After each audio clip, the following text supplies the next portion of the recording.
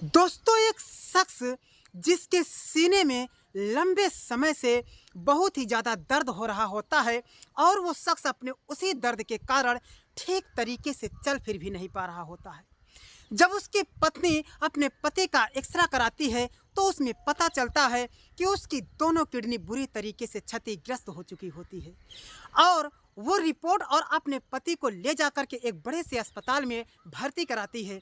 जब उसके पति का ऑपरेशन के लिए ऑपरेशन थिएटर में ले जाया जाता है तो ऑपरेशन वाला डॉक्टर उस रिपोर्ट को देखकर दंग हो जाता है। कहता है कि कम से कम 35 से 40 लाख रुपए लगेंगे, तब जाकर के इसकी ज़िंदगी बच सकती है, अन्यथा ये मौत की शिकंजे में चला जाएगा। अब दोस्तों, उसके बाद में जो अस्पताल का मालिक होता है, जो डॉक्टर होता है, वो जब इसकी पत्नी को बुलाता है, जब इसके गार्जियन को बुलाता है, तो जब उसकी पत्नी अस्पताल के मालिक के पास, जब उस डॉक्टर के पास जाती है, तो अस्पताल का मालिक उसकी पत्नी को देख करके दंग हो जाता है।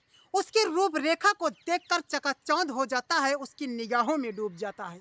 उसके चेहरे को और उसकी खूबसूरती को देख करके मचल जाता है। वो एक ही पल में दीवाना हो जाता है और जो मरीज की पत्नी होती है, उस अस्पताल के डॉक्टर को, उस अस्पताल के मालिक को देख करके दंग हो जाती है। वो भी उसकी निगाहों में खो जाती है और उसके बदन को घूरने लगती है, उसके चेहरे को देख करके दंग हो जाती है।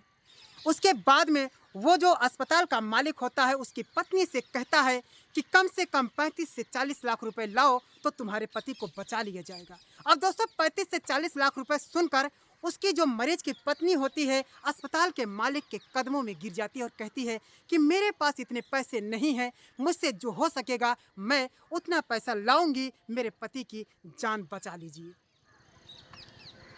अब दोस्तों, जो अस्पताल का मालिक होता है वो कहता है कि 1 रुपए भी नहीं लूँगा अगर तुम अपनी जवानी मुझे सौंप दो। यदि तुम मेरे साथ एक रात बिता दो तो मैं तुम्हारे पति की एक नहीं, दोनों किडनियों को बदलवा सकता हूँ। अब दोस्तों, उसके बाद में वो जो मरीज की पत्नी होती है वो राजी हो जाती है और वो एक कमरे में जाती है और डॉक्टर भी उस कमरे में जाता है, दरवाज़ा बंद करता है और कुंडी को लगाता है और उसके बाद में उसके साड़ी के आंचल को पकड़ करके खींचने लगता है, धीरे धीरे उसके बदन से खिलवाड़ करने लगता है, उसके ब्लाउज को भी उतार फेंकता है और देखते ही देखते वो जो अस्पताल का मालिक होता है उस मरीज के पत्नी के साथ में उस तरह से टूट पड़ता है जैसे वो उसके रूपरेखा को देखकर बरसों से प्यासा हो। अब उसके बाद में इधर वो अस्पताल का मालिक उसकी पत्नी के साथ में इस तरह से कर रहा होता है, इस तरह से हैवानियत कर रहा होता है और उधर उसके पति का ऑपरेशन हो रहा होता है। दोस्तों, ये कहानी बहुत ही अच्छी और बहुत ही दिलचस्प और बहुत ही रोमांटिक होने वाली है। बस आप इस कहानी को ध्यान से सुनिए, लेकिन बस वही एक छोटा सा रिक्वेस्ट कि वीडियो को लाइक कर दीजिए और चैनल को सब्सक्राइब कर दीजिए। तो दोस्तों, मैं आपको अपनी कहानी को विस्तार से बताता हूँ। दोस्तों, ये कहानी उत्तर प्रदेश के प्रयागराज जिले के एक छोटे से कस्बे की है, जिस कस्बे का नाम बादशाहपुर बताया जाता है। इसी बादशाहपुर में एक हिंदू इंटर कॉलेज होता है और इसी कॉलेज में बहुत सारे लड़के और बहुत सारी लड़कियां पढ़ाई कर रही होती हैं। दोस्तों, इसी दौरान इस कॉलेज में एक रेखा नाम की लड़की एडमिशन कराती है, जिस रेखा की रूपरेखा को देखने के लिए कॉलेज के सारे लड़के ललायत रहते हैं। उसके चेहरे को देखकर, उसके खूबसूरती को देखकर के सब लोग दंग हो जाया करते हैं। ऐसा लगता है कि जैसे कॉलेज में कोई लड़की नहीं, जन्नत की हूर उतर करके आ गई हो। अब दोस्तों, इसकी खूबसूरती को देख कर के सारे लड़के इससे सोचते हैं कि हम इससे दोस्ती कर लें, लेकिन रेखा किसी को उस नज़रों से नहीं देखती है। दोस्तों, इसी दौरान इस कॉलेज में एक सुनील नाम का लड़का आता है, जिसकी पढ़ाई बहुत ही अच्छी होती है। दोस्तों, जो रेखा होती है, रेखा भी पढ़ाई लिखाई में बहुत अच्छी होती है और इसी दौरान सुनील से रेखा को प्यार हो जाता है। दोस्तों, धीरे धीरे रेखा और सुनील का प्यार परवान चढ़ने लगता है और सुनील रेखा से कहता है कि रेखा, हम तुम्हारे बगैर नहीं रह पाऊँगा, मैं तुमसे शादी करना चाहता हूँ। लेकिन दोस्तों, रेखा कहती है कि मैं पढ़ाई करने के बाद मैं भी तुमसे शादी करना चाहती हूँ, मैं भी तुम्हारे बगैर नहीं रह पाऊँगी, लेकिन उसके लिए तुम अपने पिताजी को हमारे घर पर भेज दो और हमारी शादी के लिए बात करने के लिए भेज दो। अब दोस्तों, उसके बाद में जो सुनील होता है, सुनील कहता है कि ठीक है, मैं अपने पिताजी से बात करूंगा। और दोस्तों उसके बाद में सुनील के पिताजी जब रेखा के घर वालों के पास जाते हैं तो उसके पिताजी से जब बात करते हैं तो उसके पिताजी कहते हैं कि मैं इस शादी को नहीं मानता, मैं अपने बेटी की शादी अपने मर्जी से करूंगा, मैं तुम्हारे बेटे के साथ में अपनी बेटी की शादी नहीं कर सकता हूँ। दोस्तों उसके बाद में जो सुनील होता है, सुनील बहुत ही ज़्यादा चिंता में हो जाता है और रेखा भी चिंता में हो जाती है। रेखा से सुनील कहता है कि रेखा, अगर तुम मेरी मानो तो हम और तुम चलो कहीं भाग चलते हैं, नहीं तो हमारी शादी नहीं हो पाएगी। अब दोस्तों उसके बाद में जो रेखा होती है, रेखा कहती है कि मैं एक अच्छे घर से हूँ, एक अच्छे घराने से और एक अच्छे ख़ानदान से ताल्लुकात रखती हूँ और एक उच्च कास्ट से ताल्लुकात रखती हूँ, तो मैं इस तरीके से इस गंदी हरकत को नहीं कर सकती हूँ। मैं भाग करके नहीं, बल्कि अगर हमारे घर वाले चाहेंगे तो मैं रजामंदी से तुम्हारे साथ विवाह कर सकती हूँ। अब रेखा भी अपने घर वालों को मनाती है, लेकिन उसके घर वाले कहते हैं कि बेटी, मैं जहाँ कहता हूँ तुम्हें वहीं शादी करना होगा। अपनी मर्जी से अगर तुम करोगी तो तुम जानो और तुम्हारा काम जाने। लेकिन दोस्तों यही बात जब रेखा अपने उस सुनील से बताती है तो सुनील कहता है कि तुम हमारे साथ भाग चलो, यही एक रास्ता है। लेकिन जब रेखा नहीं मानती है तो सुनील भी बहुत ही ज़्यादा चिंता में खो जाता है। अब दोस्तों धीरे धीरे दोनों उस कॉलेज से जब अलग हो जाते हैं तब पर भी दोनों का प्यार परवान चढ़ा रहता है और रेखा सुनील के बारे में सोचती रहती है, सुनील रेखा के बारे में सोचता रहता है। इधर रेखा के पिताजी अपनी बेटी की शादी के लिए एक अच्छा सा रिश्ता तलाशते हैं, जो लड़का एक इंजीनियर होता है। दोस्तों उसकी जब शादी तय हो जाती है और जब रेखा अपनी शादी की बात जब सुनील से बताती है तो सुनील कहता है कि रेखा, ये तो हमारे साथ अच्छा नहीं हो रहा है, क्योंकि मैं तो तुझे अपने दिल और दिमाग में बिठा चुका था। मैं तुझे अपने दिल के कमरे में, दिल के आईने में बंद करके रखा था, दिल के दरवाजे में छुपा करके रख लिया था। तुम्हारी इस तस्वीर को मैं जीवन भर भुला नहीं पाऊंगा। सुनील कहता है कि यदि हमारी शादी नहीं हुई तो क्या हुआ, हम दोनों इसी तरह से मुलाकात करते रहेंगे। रेखा कहती है कि तुम जो चाहते हो ये नहीं हो पाएगा। यदि तुम हमारी बदन से खेलना चाहते हो, यदि तुम मेरे शरीर को पाना चाहते हो तो ये ऐसा नहीं हो सकता है, क्योंकि जब हमारी शादी तुम्हारे साथ होगी तो वो सब काम हो जाएंगे, लेकिन शादी से पहले आप मेरे साथ ऐसा नहीं कर सकते हैं। मैं आपसे मुलाकात नहीं करूँगी।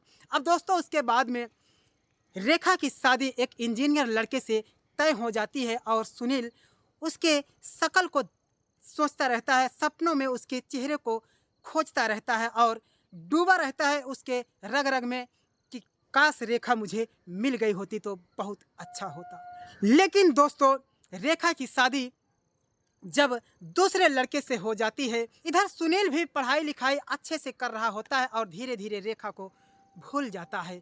अब दोस्तों काफी समय बीत जाता है और रेखा अपने उस इंजीनियर पति के साथ बहुत ही ज़्यादा खुश थी और काफ़ी लंबे अरसे के बाद 5 से 7 साल बाद उसके पति के सीने में बहुत ही बुरी तरह से दर्द होने लगता है और उसका पति उसी दर्द से कराह रहा होता है।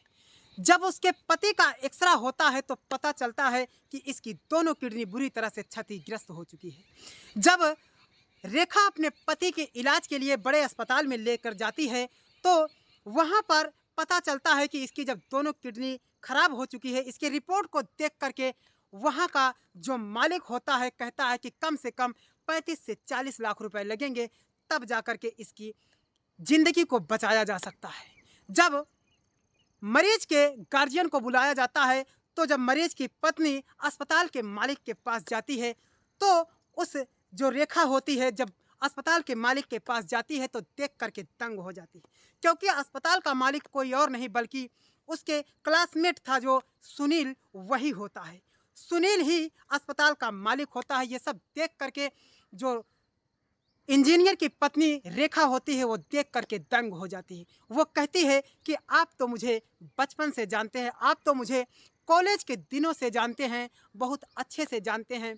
आपसे रिक्वेस्ट है, हाथ जोड़ करके विनती है, आप मेरे पति की जान बचा लीजिए, मैं आपके सारे पैसे को चुका दूंगी। अब दोस्तों जो सुनील है, सुनील तो बरसों से इसकी जवानी का प्यासा था। सुनील उसके चेहरे को और उसके बदन को घूरता रह जाता है।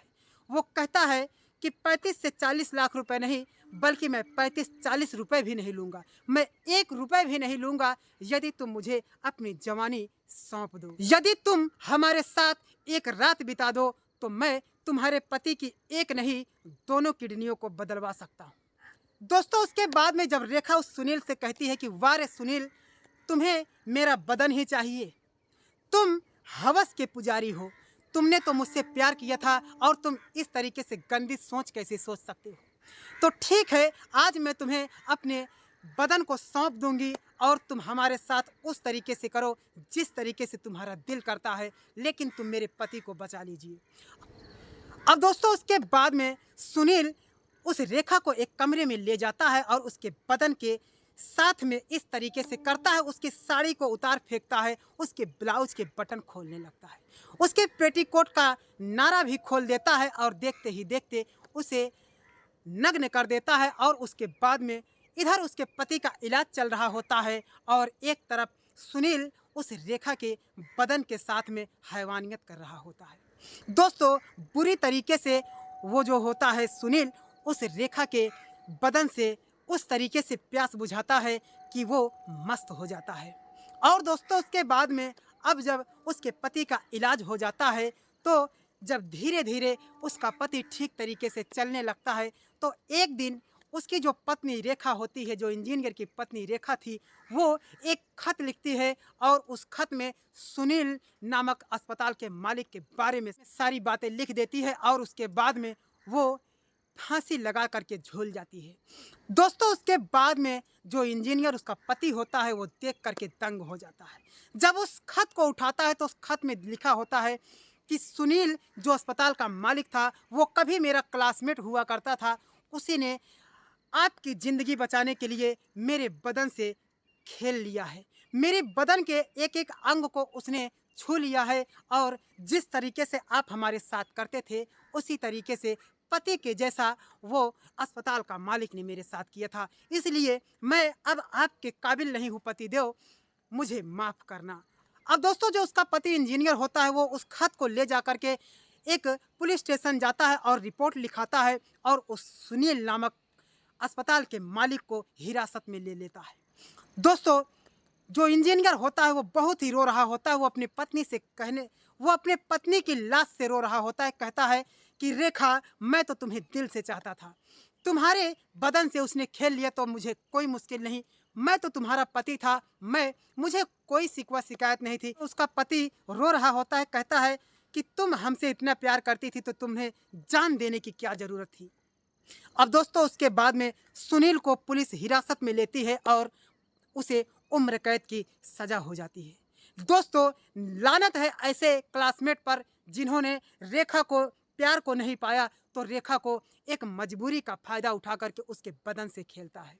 तो दोस्तों, ये थी हमारी कहानी। अगर ज़रा भी अच्छी लगी हो तो हमारे चैनल को सब्सक्राइब कर दीजिए और वीडियो को लाइक कर दीजिए। फिर मिलते हैं किसी नेक्स्ट वीडियो के साथ। सागर को दीजिए इजाज़त। जय हिंद, वंदे मातरम।